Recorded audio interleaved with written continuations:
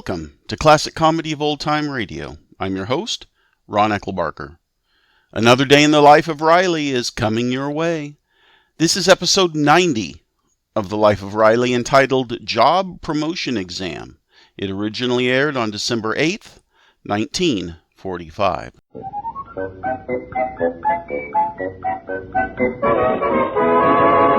Peel, the amazing liquid dentifrice, brings you The Life of Riley with William Bendix as Riley. Remember, friends, for beautiful smiles, it's P-E-E-L, Peel, and just for laughs, it's R-I-L-E-Y, Riley in The Life of Riley.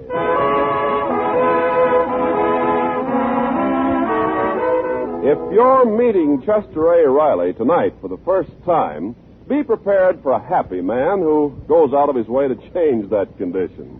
It's lunchtime at the California Aircraft Plant where Riley is employed as a riveter. He usually spends this hour chatting with his co-worker and friendly rival, Jim Gillis. Today, however, Gillis is strangely silent. Hey, Gillis. Yeah? What's that you got there? Oh, this, Riley, is something to which a type like you never comes in contact with. It's a book. And I'm reading it. Don't kid me, Gillis. You ain't reading. I've watched you for the last 5 minutes. You ain't even moved a lip. What's that book about? It's about how to run a big factory. I'm taking that examination next week. What examination? Oh, the big boss Stevenson's trying out a new system. When a better job opens up, they ain't going to just promote a guy at ransom. See, everybody who wants takes the exam, and the winner gets the job and a raise. Oh, yeah, I heard about that. Waste of time. That's the trouble with you, Riley. You don't look ahead. You don't try to improve yourself financially. Oh, and financially, I'm sitting pretty. I'm only 3 months behind with my rent. I'm satisfied with what I got. You're satisfied. But is your family satisfied with what they got? You bet they're satisfied with me. Why, Peg and me been married 17 years. We had 2 kids, and she ain't said one word about annulling the marriage. You know, Riley, I made the same mistake you're making. I thought my family respected me, too. And then one day, I heard a lecture on self-analysis. The professor said, "Go look at yourself." So I went and took a look at myself. Sickening, wasn't it? Very humoresque. Believe me, it woke me up. I'd begun to notice the little things. What little things? Oh, little cracks my family was making. Little digs. You hardly notice them digs. Keep your ears open, Riley, and you'll find out why your family don't respect you. Well, I know now why they don't respect... I mean, they do respect me. Go ahead, Gillis, study. If you want to be a big shot, that's no skin off my nose. A little skin off of your nose wouldn't hurt. At least I got my nose trained. It keeps out of other people's business. All I said was listen to see if they make them little digs, that's all. I will not listen, Gillis. You're always trying to worry me, always putting ideas into my head. And I don't like it. There's no room in my head for ideas.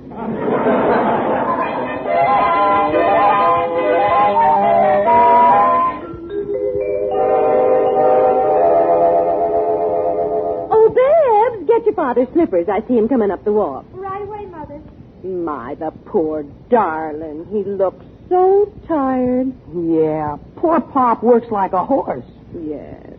And, Junior, don't you and Babs ever forget he does it for us. Oh, I know, Mom. But soon as I'm old enough, I'm getting a swell job. Then Pop can be a loafer. Junior, the word is retire. Well, that's what I meant. A retired loafer.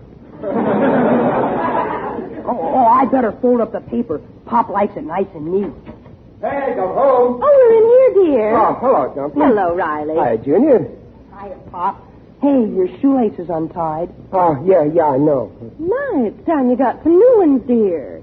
Oh, those are full of knots. Peg, is that a dig at the way I look? Dig? Well, what do you mean, Riley? Just remember, Peg, it ain't a man's feet that count. It's what goes on at his other end. Here, let me tie it for you, Pop, so as you won't have to bend. What's the matter? You think I'm getting old? I can tie my own shoelaces. There. See? My, you look funny when your hair falls all over your eyes like that. Oh, so now I look funny. Ugly, maybe. Well, for heaven's sake, Riley, don't be so touchy. Oh, now I'm touchy. Nothing but digs. Well, Mother, you're the... Oh, hello, Daddy. I didn't see you at first. You didn't see me. I'm sitting right here out in the open. Now I got no personality. What, Daddy? Oh, let it pass. Only when your father comes in the house, Babs, it ain't very nice to act like somebody just went out. Oh, Daddy, you old silly. Here's a big kiss for you. My, you need a shave. Now I'm a big slob. Heck, the least your children can do is show a little respect for their father. Well, what's gotten into you? Stop acting like an elephant with a sore ear. Now I got elephant's ears. More little digs on me. What are you talking about anyway? Okay, I can take a hint. I ain't neat, I'm old, I'm touchy, I'm ugly, I got no personality, and I got ears like an elephant. Well, why don't you say it? Go ahead, say it. Say what, Daddy? What you've been thinking. If I hadn't married your mother and we didn't have you two kids, you'd never have even let me into this family.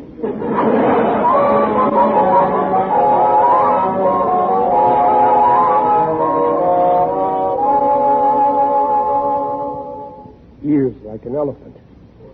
I'll remember that. An elephant never forgets. Riley.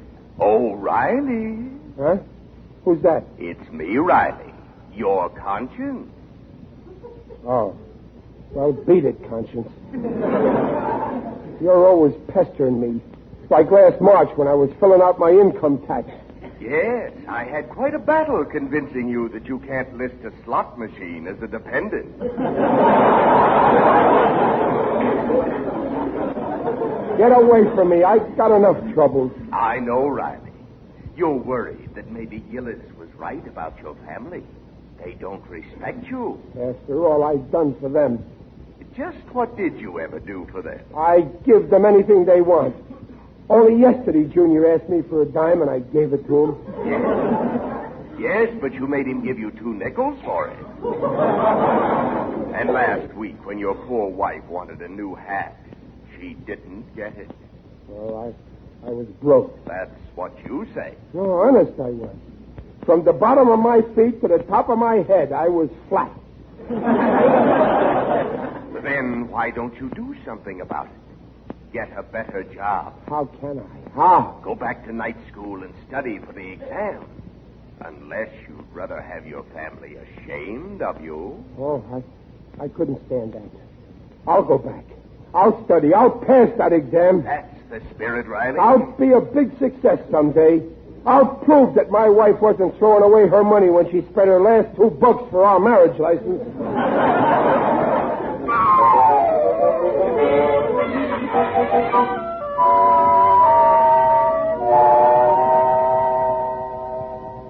Say, Pop, it's time for night school. You don't want to be late the first time. Oh, no, that's right, Junior. I better go. I don't want to get in wrong with my teacher, Miss Jessup. She's taking charge of the exam at the plant. Oh, how come? Well, the boss wanted a real teacher to handle it, see? So, Do you think you stand a chance for the job, Pop? I don't know, but I'll study. I'm going to work my head to the bone. Riley, why are you going through all this? Aren't you happy with the job you have now? Well, sure, Peg, but that ain't the point. I want this family to get someplace. I want my daughter Babs to be the best-dressed girl in school and get elected to the best fraternity. Pop, sorority. Oh, that's right. I ain't forgotten you either, son. You'll be elected to the best sorority. If you can fix that, I'm going to like college. Well, Riley, you're sweet to worry about it. I wish you all the luck in the world. Oh, thanks, Dublin. Well, I'm off to climb the tree of knowledge, and I won't be satisfied until I'm hanging from the highest branch.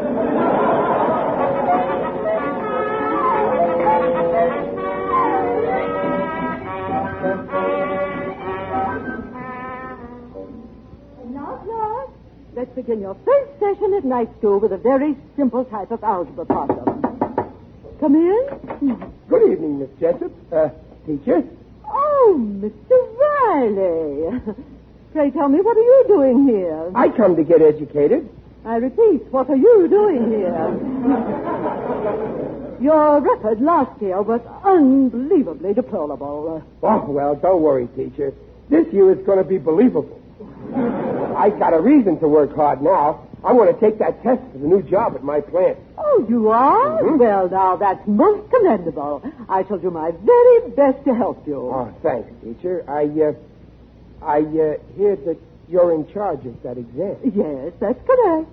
You're going to mark our papers on the exam, too, I guess, huh? Naturally. Now, take your seat, please. All right. By the way, teacher, I have a little something for you. Here, I hope you can use a pair of nylons. Nylons? Oh, thank you, Mr. Riley. Mr. Riley, I trust this gift has no bearing on the exam. You know that I would never allow myself to be influenced. Oh, no, teacher. You got me wrong. I'm giving you these nylons because you're so lovable. Well, in that case, I see no reason why I shouldn't accept your little gift. Mr. Riley, there seems to be only one stocking here. You get the other one after I pass the exam.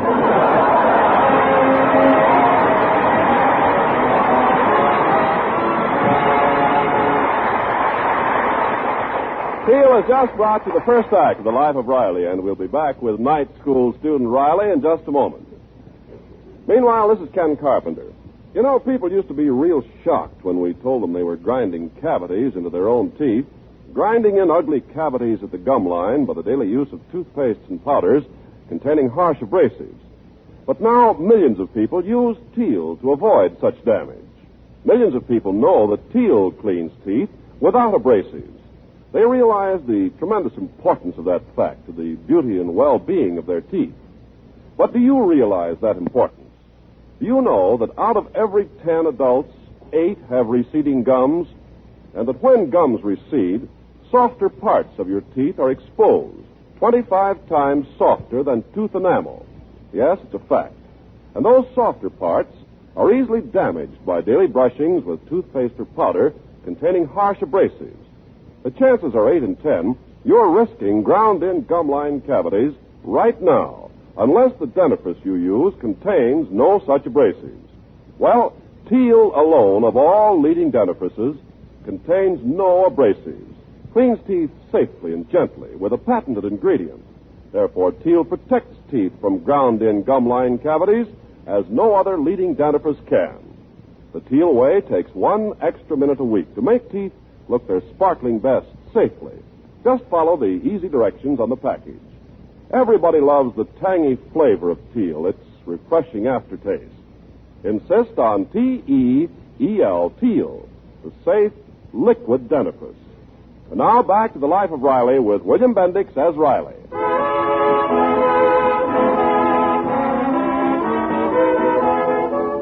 Well, Riley's been going to night school to prepare for the important exam that's being given at the plant where he works. The worker making the best mark gets promoted to a better job with a raise in pay.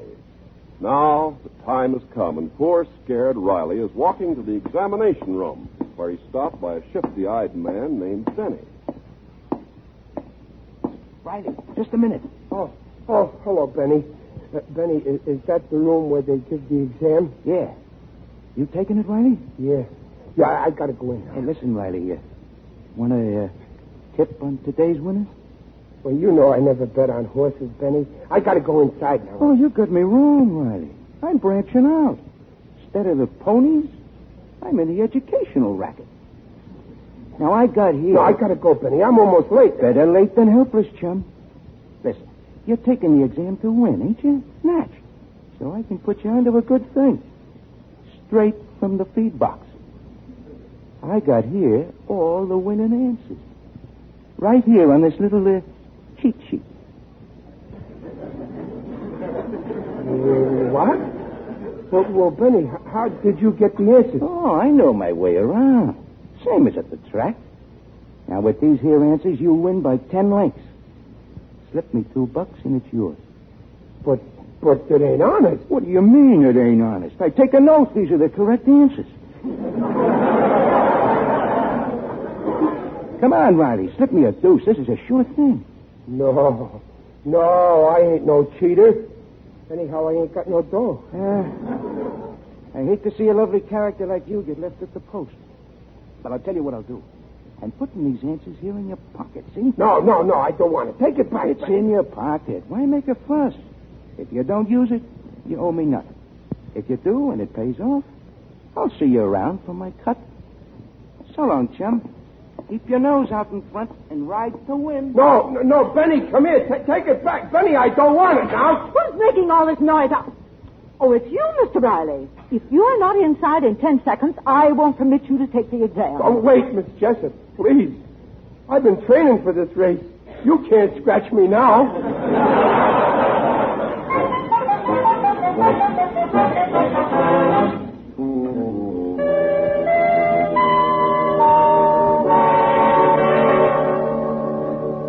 Only 2 minutes more, then pass on your papers.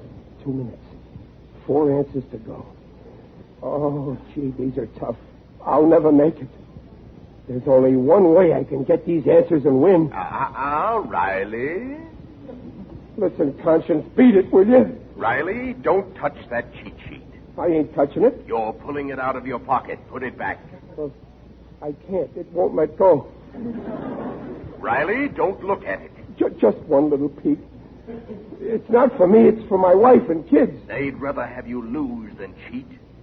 They won't know unless you shoot your big mouth off. I gotta be a success. That new job means more money. How can you spend money you get by cheating?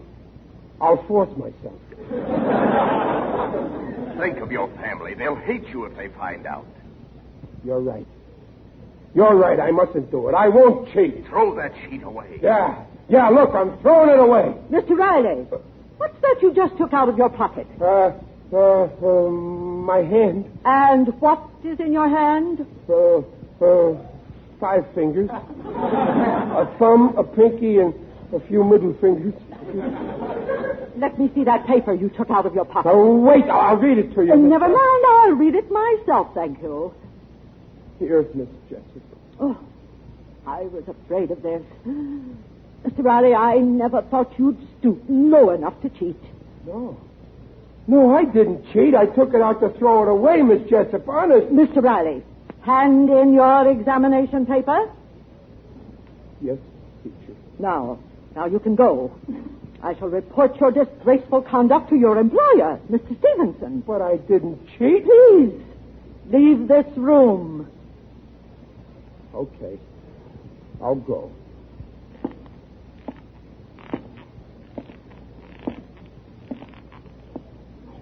I just want to say one thing. You're accusing me of being a cheat. But I say like Captain John Smith said to Pocahontas before she chopped his head off. You're hanging an innocent man.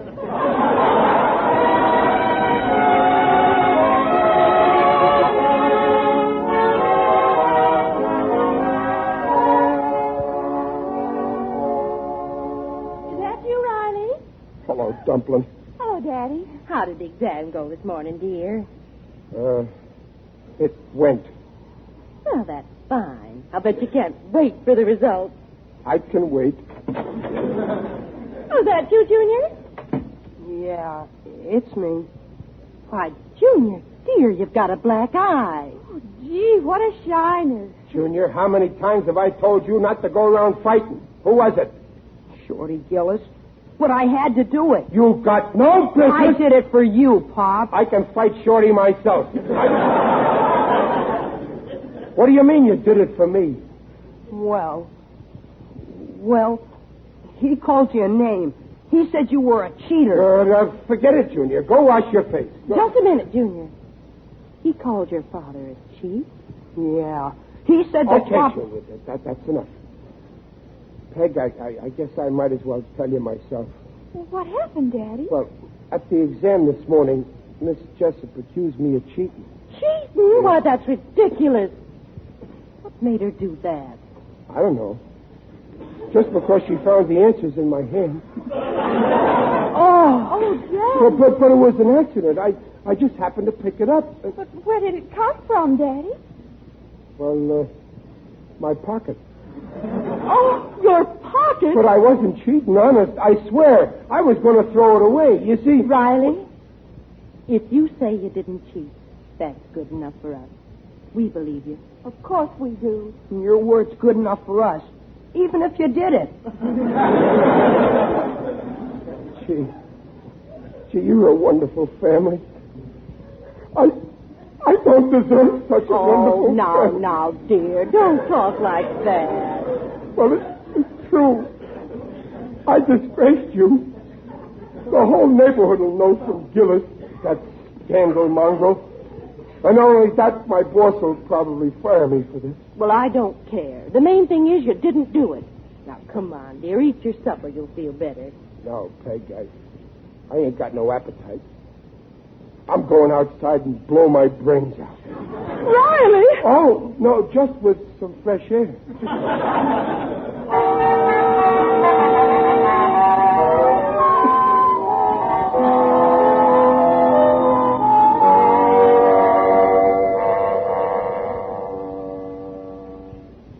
Oh, there, Riley. Huh?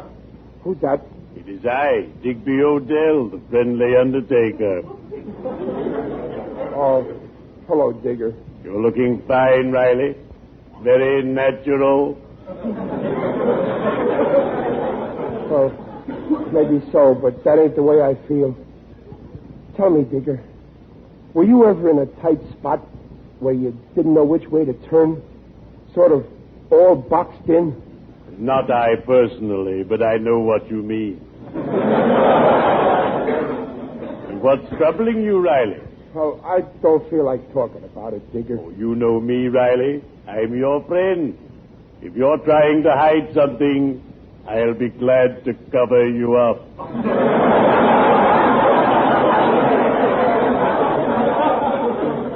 Well, you see, Digger, I took an exam this morning. Ah, examination. Last minute cramming the night before. Your heart palpitating wildly as you enter the classroom. Your brain frantically searching for the answer, lest you fail and be in disgrace. I adore examination. They're so gay.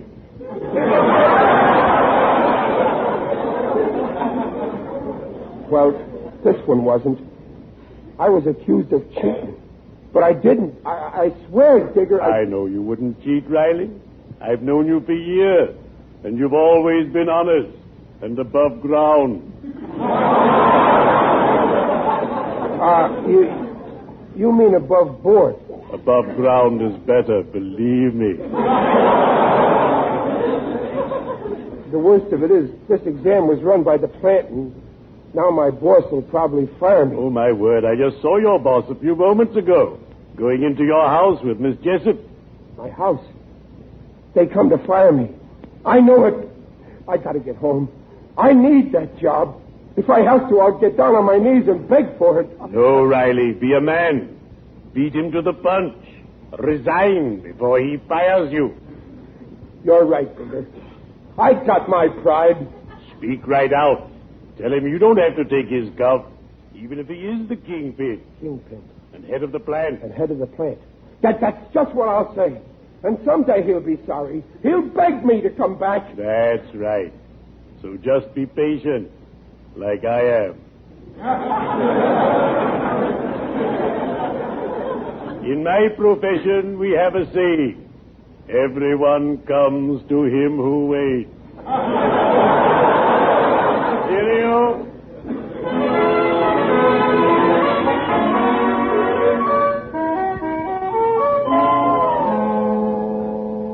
I'm sure Riley will be home in a few minutes, Mr. Stevenson, if you don't mind waiting. Why, not at all, Mrs. Riley. I imagine the incident this morning upset him considerably. Oh, my, yes, Miss Jessup. He was afraid he's going to be fired. Well, that's just like Riley, imagining the worst. Well, he's got nothing to worry about on that score. Oh, Riley, I'm so glad you're home. Mr. Stevenson's here to talk. I see him. Yes, Riley. How are you tonight? I'll do the talking around here, Stevenson. I resign. You can keep your measly job.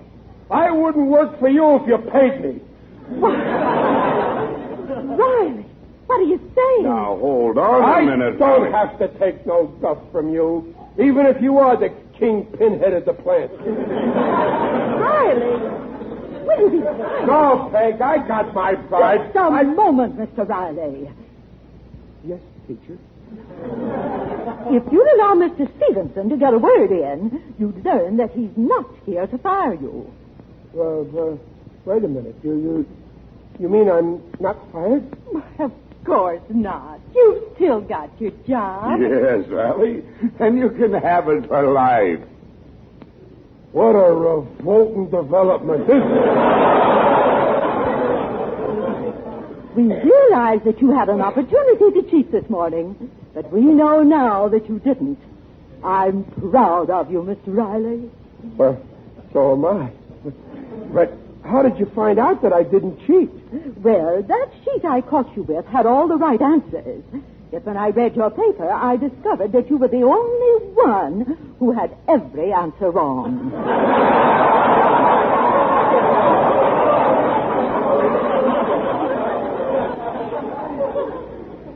All of them? Every single one. Every answer wrong?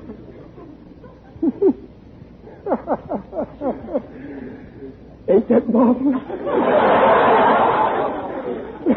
It just goes to show it pays to be ignorant.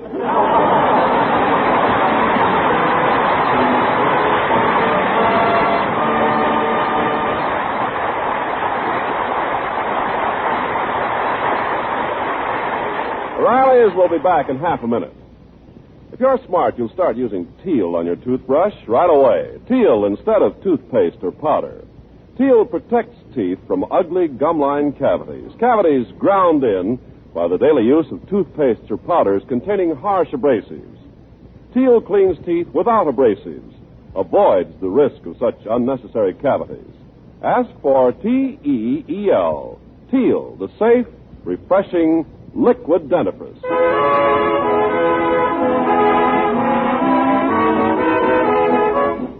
I have received a comment and a question from one of our listeners, Matt G. He writes, "Thank you for your podcast. It makes my drive to work and home very enjoyable. I can put on your podcast and get rid of my stress. I appreciate the theme music and miss it when it's not played. I do have one question about the first season of The Life of Riley. Why does Ken Niles say meat is the yardstick of protein foods? And he says protein instead of protein. Was it just something he did or a mistake he made and chose to stay with it?" Signed, Matt G. Well, that is an excellent question, Matt. I did a bunch of searching around, but I could not find out why Ken Niles said protein instead of protein. I even went to the American Meat Institute website to try to find something. Of course, it's not even named that anymore. And it's been a long time since they sponsored anything. But yeah, could not find anything on why Ken Niles said protein. I did, though, find this. There was one person in a forum who wrote that they once had an extremely annoying science teacher who pronounced it protein.